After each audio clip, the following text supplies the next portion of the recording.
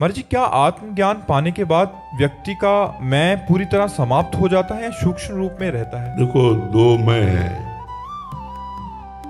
एक शुद्ध परमात्मा स्वरूप मैं है जिसे ब्रह्म कहते हैं, और एक अंतःकरण धर्म में मैं है, मन बुद्धि चित्त अहंकार। ये जो अंतःकरण का अहंकार है ये लय हो जाता है, ये पूर्ण रूप से लय हो जाता है।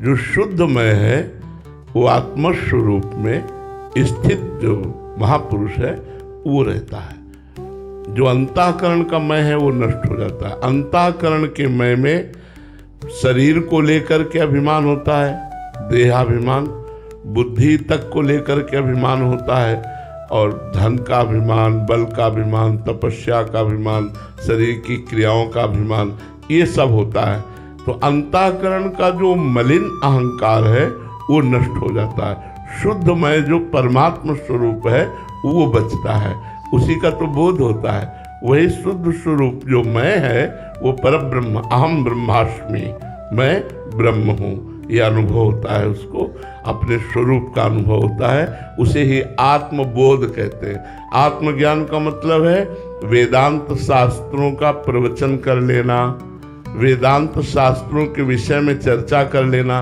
पर बोध का मतलब है स्वरूप का बोध हो जाना। जिसे बोध हो गया वो चलते फिरते, उठते बैठते, खाते पीते, कुछ न करते हुए भी हर समय समाधि में रहता है।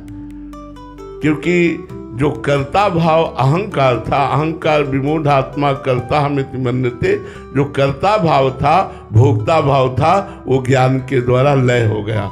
अब कर्ता भोक्ता भाव रहित स्वरूप में स्थित, अब प्रकृति की किया प्रकृति में हो रही, गुणानुगुण वर्तनते मनुष्या पार्थ सर्वसा, वो अपने स्वरूप में स्थित रहता है। वो मैं नष्ट नहीं होता।